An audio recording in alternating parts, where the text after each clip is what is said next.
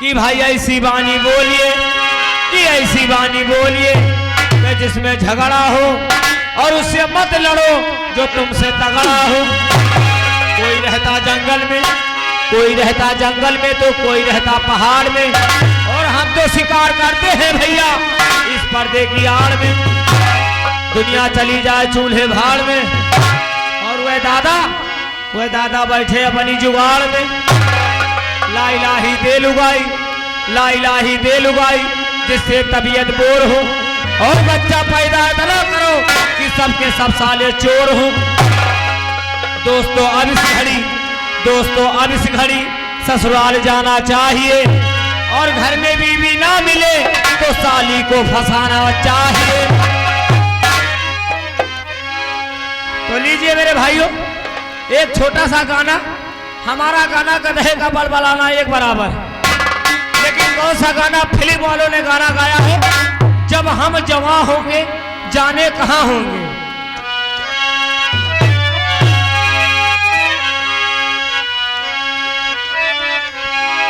ये तो जवानी की बात है। कैसा कि जब हम जवां होंगे जाने कहां होंगे, लेकिन जहां होंगे वहां फरियाद करेंगे, तुम्हें याद करेंगे। जब हम जवां होंगे जाने कहां होंगे, लेकिन जहां होंगे वहां फरियाद करेंगे, तुम्हें याद करेंगे।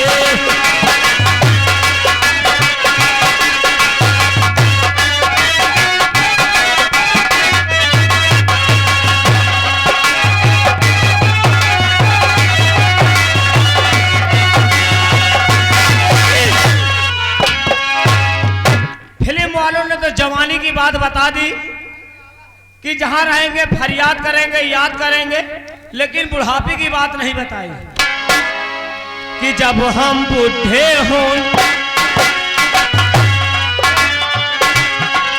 जब हम बूढ़े होंगे खटिया पे पड़े होंगे, लेकिन जहां होंगे वहां पे साफ करेंगे,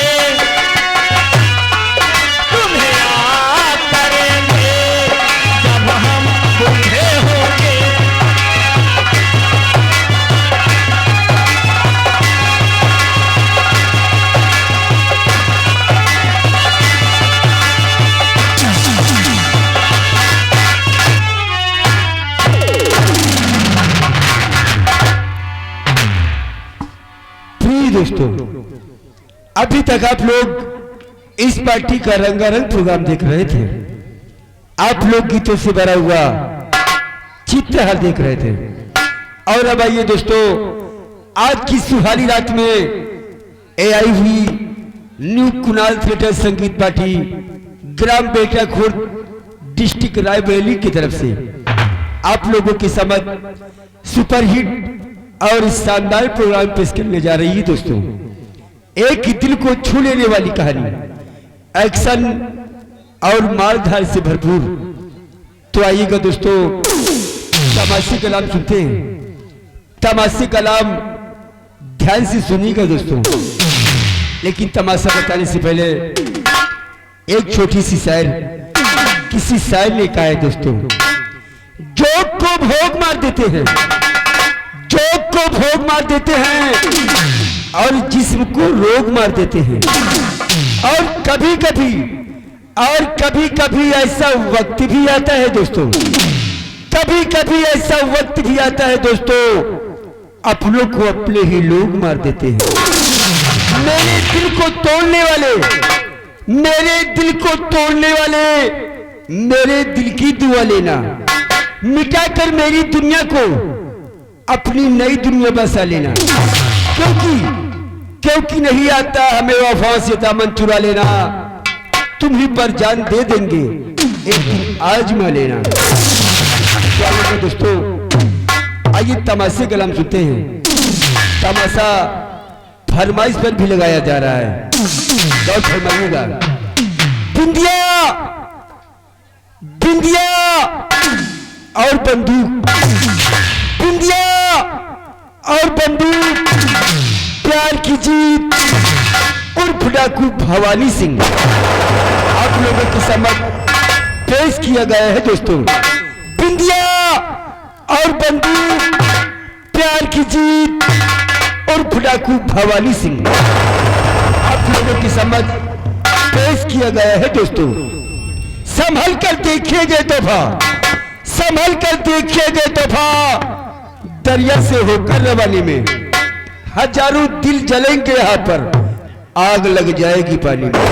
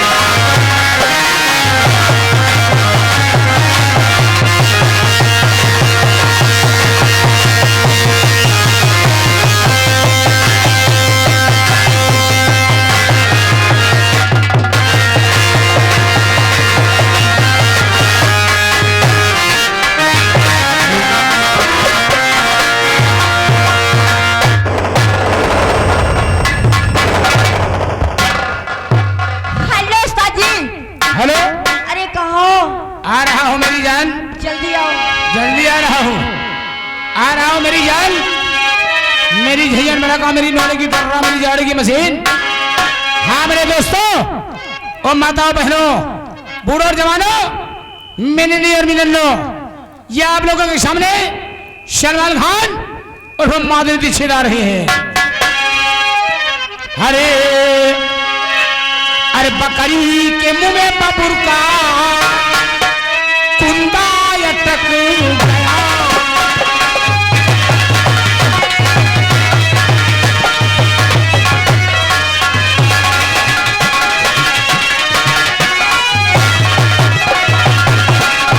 तो बकरी के मुंह में बबुर का कुंदा अटक गया,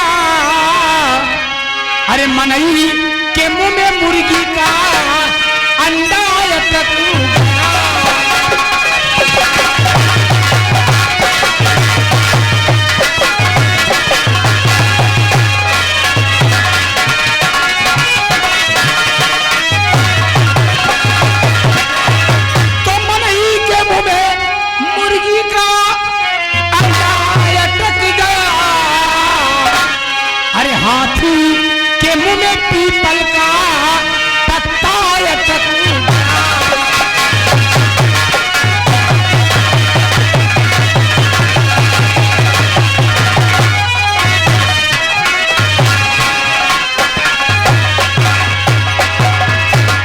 मोरे सैया मोरे बाबू मोरे राजा मोरे दुल्हा।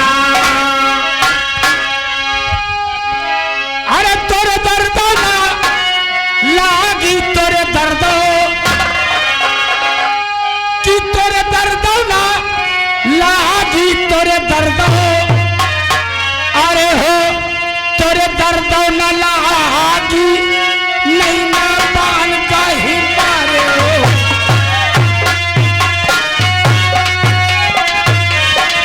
तोरे दर्द न लाग नहीं ना पान का ही मारे।